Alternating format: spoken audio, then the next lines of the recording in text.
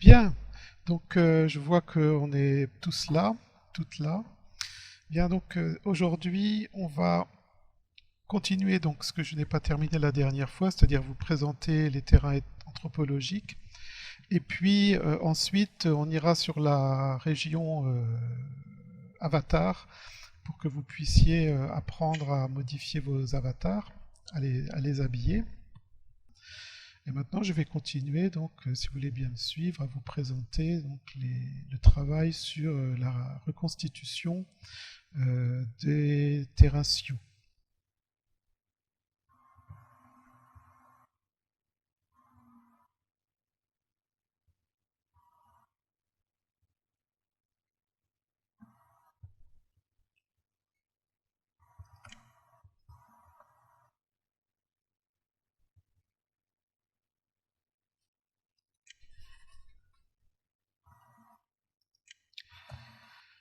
Voilà, donc ici vous vous trouvez dans un village Sioux Lakota.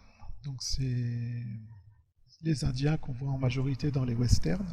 C'est des Indiens des plaines, donc c'est des chasseurs de bisons. Et ici vous avez les tipis. Donc ce sont des tipis traditionnels et ce sont des mèches, hein, donc importées de l'extérieur avec l'import Collada, donc c'est des formats Collada. Et vous avez ici au milieu, alors vous avez un petit J'aurais feu. une question stupide. Oui, je vous Pour écoute. poser, comme vous avez fait, des plans au sol, Oui, eh bien c'est comment vous ça. faites? Vous scannez et vous les envoyez, vous les mettez dans OpenSea, mais ça, c'est des objets qu'on peut déposer? Bah, c'est simplement, oui, c'est un, comment dire, c'est une prime plate à partir d'un cube. Et puis ensuite, c'est une texture, hein, effectivement. Donc je scanne les éléments à l'extérieur à partir de dessins, soit c'est déjà numérisé, soit utilisant Photoshop pour créer donc le dessin, et ensuite exporter en JPEG ou PNG et plaquer en tant que texture sur une prime à l'intérieur, et ça sert de gabarit. Donc là-bas, il y a un exemple, hein, plus loin, de l'autre côté, je vais vous montrer. Donc ici, en fait, sur ces différentes photos d'écran, vous avez les gabarits que j'ai utilisés. Ah, excusez-moi, mon micro était éteint, je l'ai rallumé. Donc je vais reprendre votre question. Vous m'entendez maintenant de nouveau? Oui. Toutes photos que vous voyez ici, ce sont simplement des primes avec des photos d'écran appliquées. Et là, j'ai donc mis donc, ces différents éléments pour montrer la progression de la construction de la hutte de sudation que vous avez à côté de vous. Donc la hutte de sudation, c'est un rituel Sioux Lakota qui consiste en fait à être une petite cabane en bois de saule recouverte de couvertures dans lequel on fait chauffer, dans lequel on apporte des pierres chauffées au rouge, on verse de l'eau et la vapeur créée donc crée un mini sauna, mais c'est très très chaud. Donc c'est un rituel de purification pour eux qui est utilisé soit en tant que tel, soit avant d'autres rituels comme la danse du soleil ou d'autres rituels de ce genre.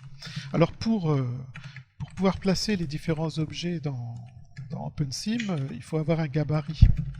Donc je suis parti d'un gabarit ici, donc où on voit donc la structure et qui permet donc de placer les différents objets. Ensuite, j'ai donc modélisé la structure dans un autre logiciel de modélisation qui est encore différent de ceux que je vous ai montrés là-bas. Il s'appelle Hexagon. Et Hexagon a permis de construire donc la structure de la hutte de sudation qui est très particulière, hein, donc elle est comme tout ce qui est autochtone, il y a toujours des constructions extrêmement strictes qui sont utilisées et ça fait partie de la culture et c'est extrêmement rigide. Donc pour reconstituer ces choses-là, il faut suivre donc il faut déjà observer sur le terrain comment c'est fabriqué et ensuite reconstituer. Donc là derrière, vous avez en fait tout un tas de panneaux qui vous montrent la création d'une vraie hutte de sudation sur le terrain, et c'est donc destiné aux étudiants d'ethnologie pour qu'ils puissent suivre donc la construction. Et ici, en fait, c'est un espace où on peut voir en 3D donc la hutte. Donc ici,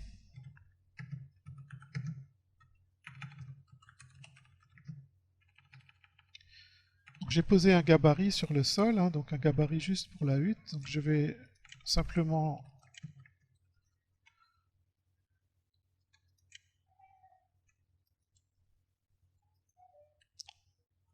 vous montrer donc que c'est un objet plat. Voilà. Et puis la hutte de sudation, on peut la déplacer pour la poser dessus.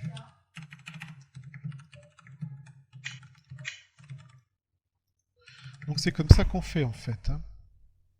Donc une fois, bon là elle est un peu plus grande que le gabarit, mais c'est pas grave. Le gabarit de toute manière on peut l'agrandir, hein.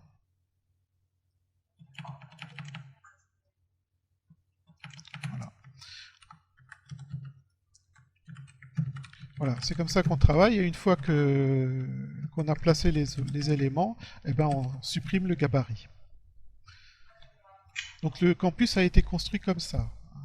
La zone campus que vous avez vue quand vous êtes arrivé la première fois, ce sont des plans posés sur le sol, et ensuite les bâtiments ont été construits dessus, et quand c'est terminé, ben, on enlève les plans ou on les laisse s'ils sont cachés par les constructions. Alors ici, vous voyez des cailloux par terre.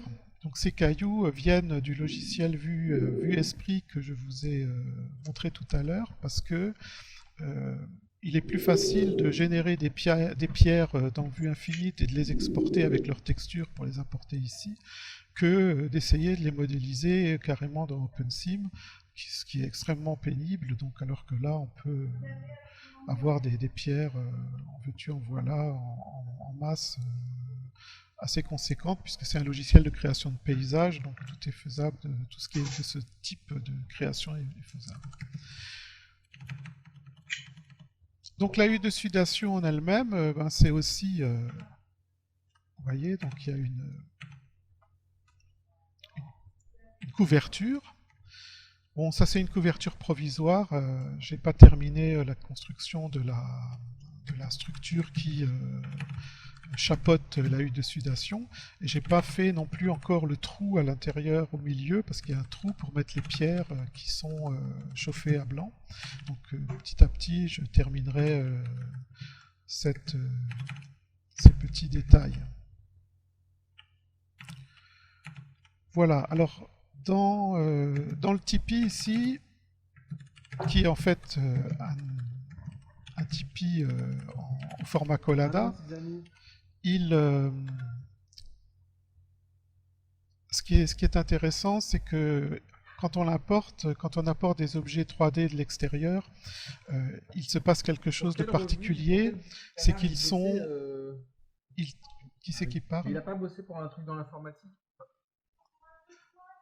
Un journal d'informatique. Ah, excusez-moi. Oui, vous pouvez éteindre votre micro, s'il vous plaît. Voilà. Donc ce que je disais, c'est que les parois, quand on les importe, elles sont opaques en fait. On ne peut pas traverser.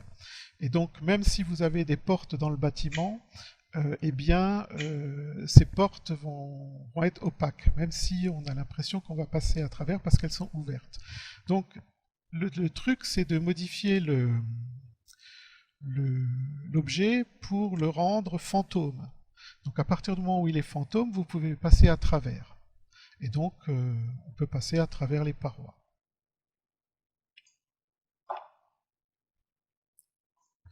Alors ici, au plafond, enfin en haut, en hauteur, il y a de la lumière, hein. J'ai mis un globe incandescent pour que la nuit, c'est intéressant parce que si vous passez en mode nuit, vous allez être éclairé.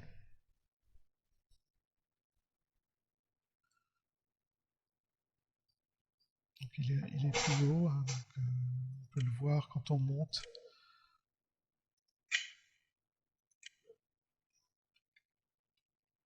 Ah, c'est sympa en mode nuit. En mode nuit, oui, c'est sympa, oui. Vous savez comment régler le mode nuit, Sophie, Pierre, Brigitte? Oui, moi je sais parce qu'on l'a fait tout à l'heure quand je suis arrivée, il faisait nuit. Voilà. Donc pour Sophie, donc vous allez dans menu monde, vous choisissez Sun Position et vous mettez Midnight par exemple. Et vous passez en mode nuit. Et donc vous êtes ici dans une zone avec un éclairage. Mais si vous sortez du tipi, vous allez voir la nuit et puis les étoiles. Et puis les panneaux éclairés parce que je les ai mis en tant que texture lumineuse. Donc les textures lumineuses, c'est bien parce que vous voyez les panneaux la nuit, ils sont rétroéclairés en fait. Et puis là-bas, parmi les autres tipis, il y a le feu du petit camp de tipi qui est toujours là.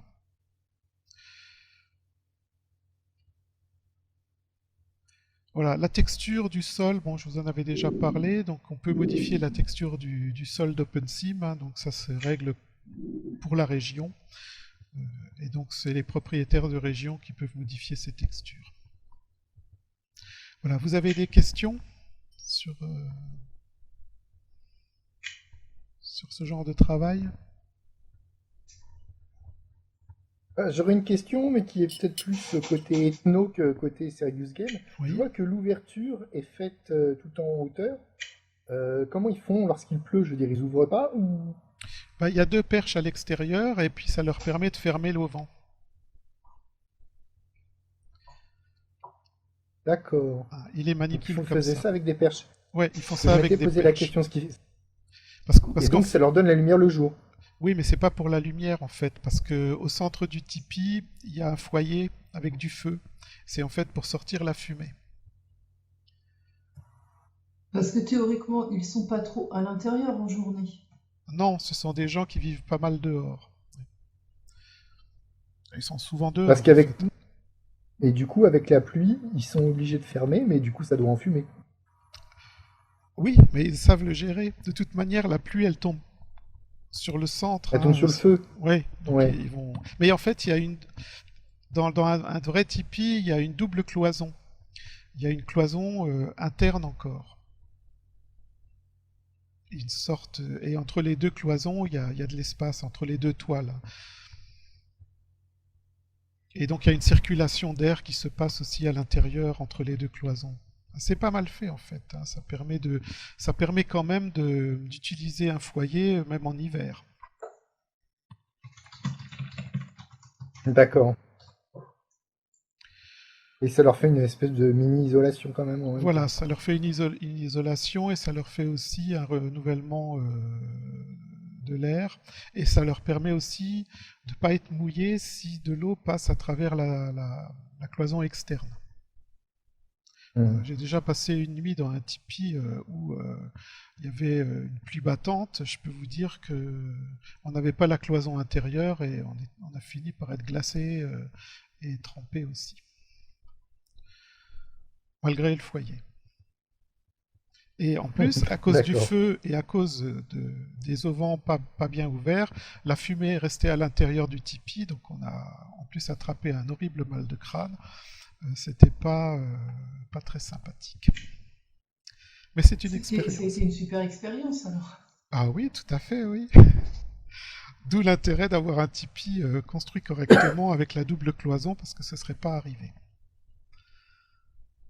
Et je regarde la tente de sudation, ça ressemble déjà un petit peu plus à des yourtes en fait. Bon, en tout petit, hein, mais dans le schéma de construction.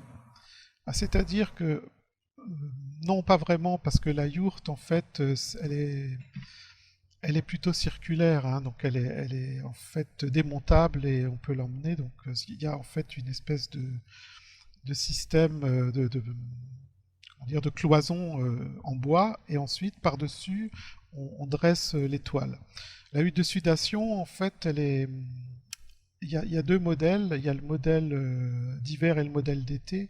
Le modèle d'hiver, c'est des branches de saule avec les écorces. Et le modèle d'été, on enlève l'écorce de saule et ce qui fait qu'on est obligé de la détruire quand arrive le printemps. Voilà. Et donc de ce fait, elle n'est pas du tout, c'est pas un objet qu'on peut emmener.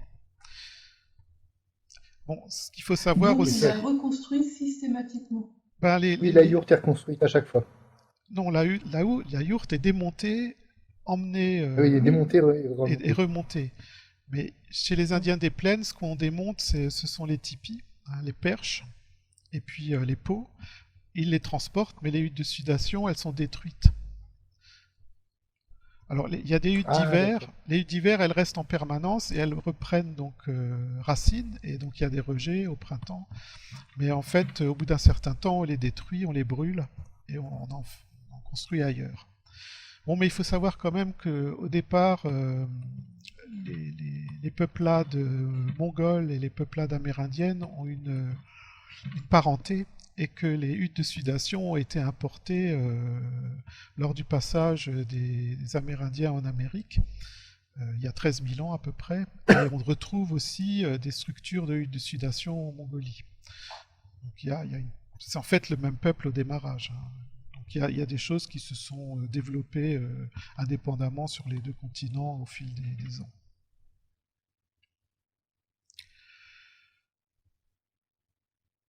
Voilà, donc ça c'était là. Alors la région ethno, maintenant, point de vue,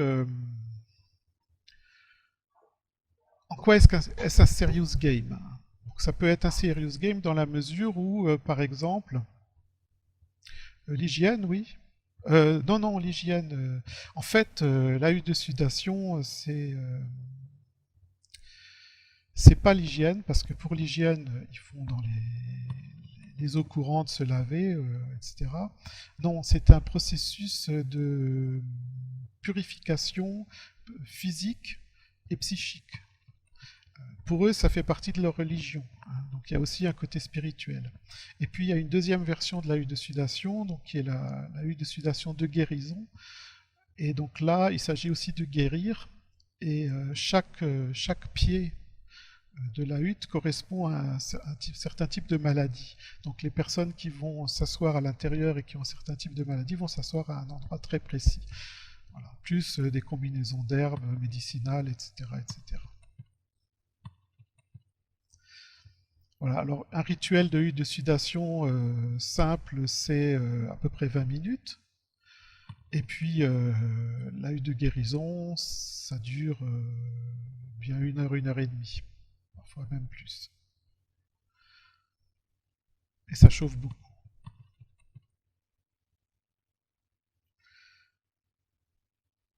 Bon, le problème, c'est que dans les mondes virtuels, on ne peut pas tester la chaleur.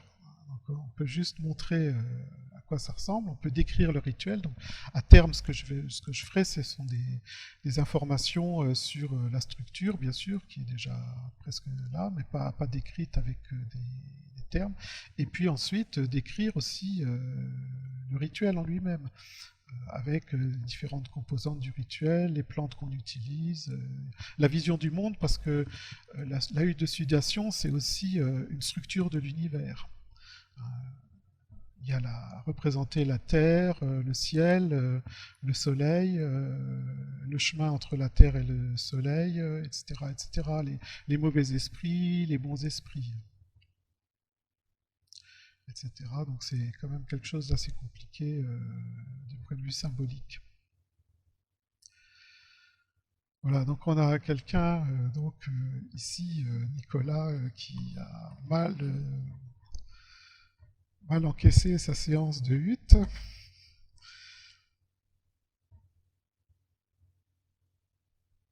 Mais bon, on survit, hein, je vous assure. Moi, j'en ai fait pas mal, avec des Amérindiens d'ailleurs.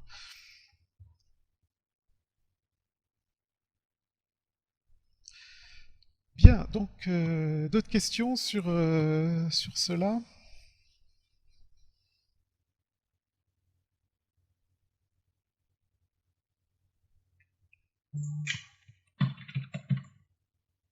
Non, c'est bon, d'accord. Non.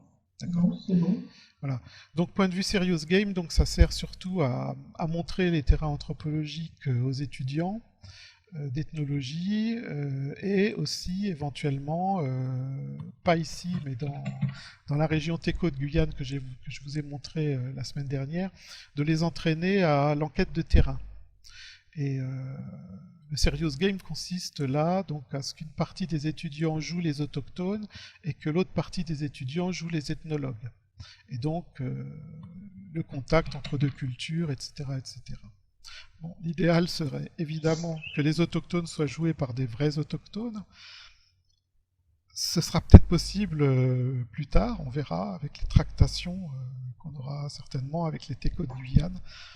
En tout cas, quand ils nous ont vus la dernière fois en novembre, ils étaient quand même intéressés par les travaux qu'on fait. Voilà. Alors maintenant, ce qu'on va faire, c'est qu'on va se retrouver à la région Avatar, parce que j'aimerais que vous appreniez, pour celles et ceux qui n'ont pas encore été là-bas, à utiliser donc le contenu de cette région pour modifier vos looks. Et donc, on va faire une petite visite à cet endroit-là. Et puis aussi parce que quand vous aurez construit vos maisons, j'aimerais qu'on fasse un petit défilé d'avatars où vous allez donc présenter vos nouveaux looks les uns aux autres, et ça vous permettra d'avoir aussi une plus grande expérience dans la modification de vos apparences. Voilà, donc on va se retrouver à la région Avatar, je vais vous l'écrire ici, voilà. Merci. Voilà, donc on va se retrouver à la région Avatar, donc on va y aller maintenant.